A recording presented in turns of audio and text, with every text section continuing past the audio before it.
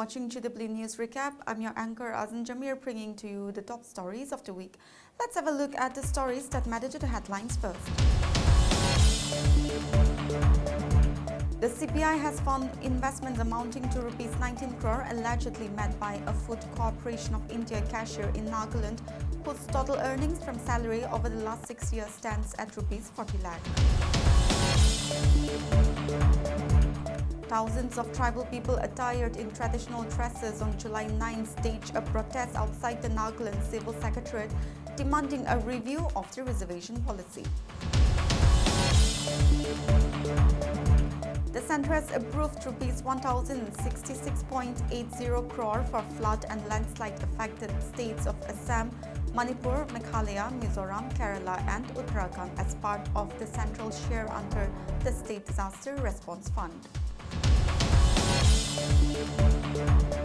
The death toll in Gaza soared over the past 24 hours, with at least 110 Palestinians killed in Israeli strikes and gunfire. And now let's have a look at the news in details. The CBI has found investments amounting to Rs 19 crore allegedly made by a Food Corporation of India cashier in Nagaland, whose total earnings from salary over the last 6 years stands at Rs 40 lakh. The Central Prop Agency has booked Pitoka Shohei for allegedly amassing disproportionate assets totaling Rs 18.99 crore between April 2019 and June 2025, an amount that is 1,797.73% above his known sources of income. Shohei, who was posted as the Assistant Grade 1 Accounts and Cashier at the FCI's Dimapur Divisional Office, reportedly earned Rs 39.91 lakh in salary 6-year period. His official salary reportedly amounted to around Rs 40 lakh over the past 6 years. His wife had a total income of Rs 26.8 lakh in the same period. Shohei also availed housing loans worth Rs 64.9 lakh from the State Bank of India, of which he has already repaid Rs 21.79 lakh. As per report, he has allegedly spent approximately Rs 23.5 lakh on construction materials for the house. The amount does not include costs for interiors, electrical and construction. He also bought an insurance policy with a premium of around Rs 93,000. The CBI investigation further discovered stock investments Shohei made between April 2019 and May 2025. Now suspended, the CBI has charged him under the Prevention of Corruption Act.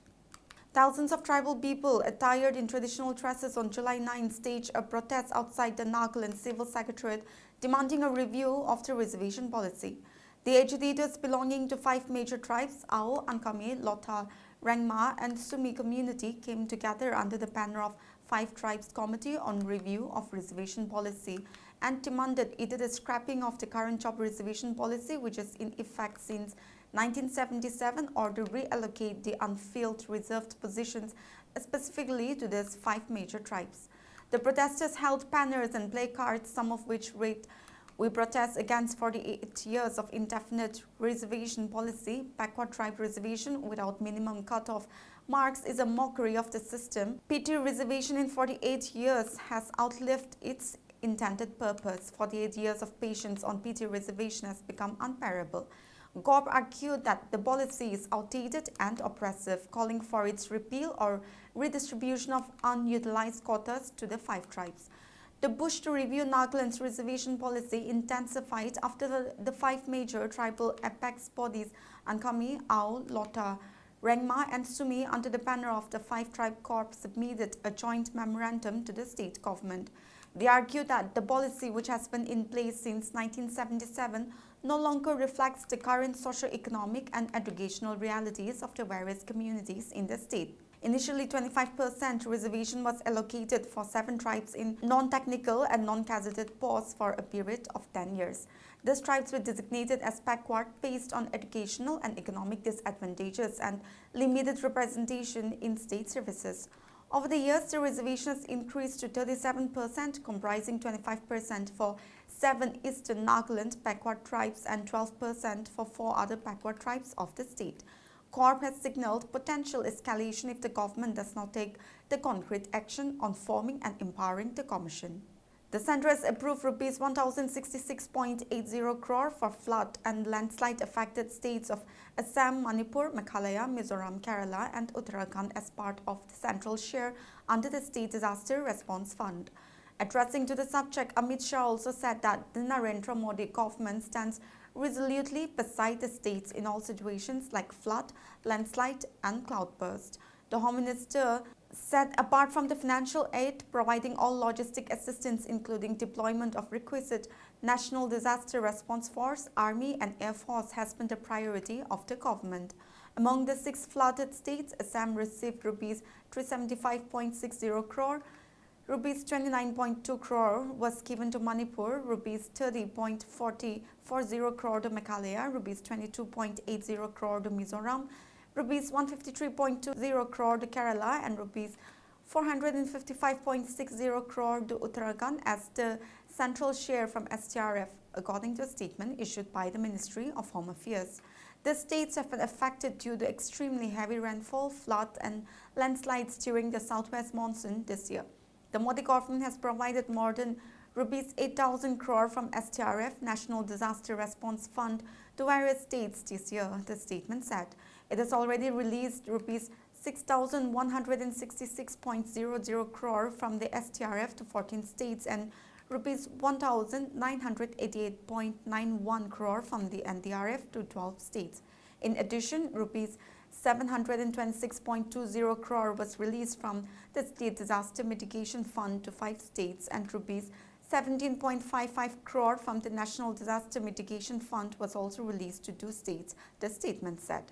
During the ongoing monsoon, 104 teams of the NDRF were deployed in 21 states and UTs for rescue and relief operations. The Dol in Gambhira bridge collapse over the Mahisagar River in Vadodara district of Gujarat has risen to 17 with 3 people missing. Officials aware of the matter said even as Gujarat Chief Minister Bhupendra Patel suspended 4 engineers from the state's Roads and Buildings Department. CM Patel, who handles the Roads and Buildings Department, had asked experts to prepare a report on the repairs, inspections and quality checks conducted at the bridge, and the decision to suspend the 4 engineers was taken on the basis of this report, a government release said. The incident happened around 7:30 am when a span of the Gambhira bridge gave away at Patra, spanning 2 lorries, an SUV, a pickup van and an auto rickshaw crashing into the Mahisagar River. The 1985-built bridge, which connects Anand and Vadodara districts, had been increasingly used by heavy lorries seeking to avoid tolls on the 6-lane Mumbai-Ahmedabad National Highway, a detour that shortened the journey by 30 to 35 kilometers. Rescue operations have been ongoing near Mujpur village in Patra, with teams working to locate the missing people and retrieve bodies from the debris. The 2 most crucial aspects of the Air India plane crash in Ahmedabad, the preliminary report sheds light on, are the movement of the fuel control switches that allow and cut fuel to the aircraft engines and what the 2 pilots discussed in the final moments.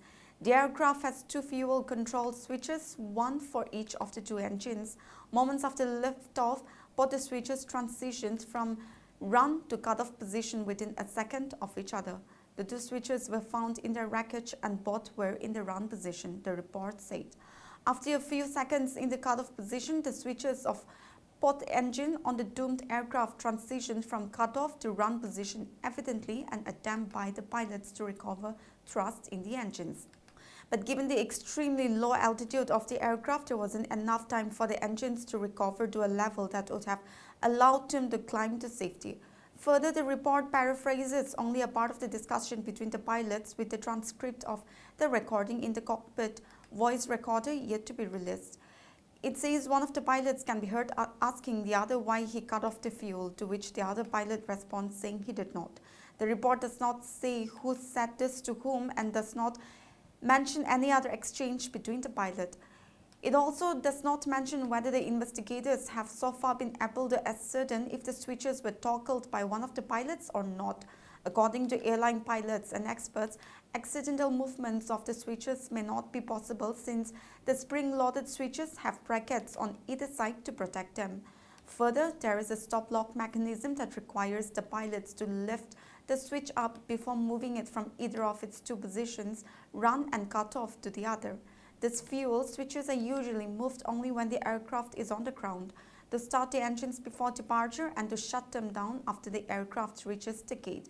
Movement of either of the switches during the flight would be required only in the event of failing of the corresponding engine or suffering enough damage that would require shutting off its fuel supply to ensure flight safety. The death toll in Gaza soared over the past 24 hours, with at least 110 Palestinians killed in Israeli strikes and gunfire, including 34 civilians gunned down while awaiting food aid near Rafah. Witnesses in the Al-Shawqa area described chaotic scenes as Israeli troops opened fire on crowds gathered near the United States-backed Gaza Humanitarian Foundation site. The victims were among thousands who had queued for essential supplies in what rights groups have condemned as a systematic targeting of displaced and starving civilians. The killings, which occurred over the span of a single day, have brought renewed international scrutiny to Israel's military operations in southern Gaza, even as ceasefire negotiations in Qatar have once again collapsed. Talks reportedly faltered after Israel pushed for the forced evacuation of Gaza's 2.1 million residents. Medical officials said the 34 deaths near Rafah were part of a broader wave of violence across the enclave. According to doctors in Gaza, more than 800 people have been killed and 5,000 wounded near GHF aid sites alone since distribution began on 27 May. The latest surge in deaths over the past 24 hours has intensified concern over the humanitarian crisis unfolding in the conclave. The Gaza government's media office confirmed that at least 67 children had died of malnutrition amid the ongoing Israeli blockade and warned that 650,000 children under 5 were now at imminent risk of acute starvation. Well, viewers, that's it for this week's news recap. For more news like this, you stay connected to Global Window.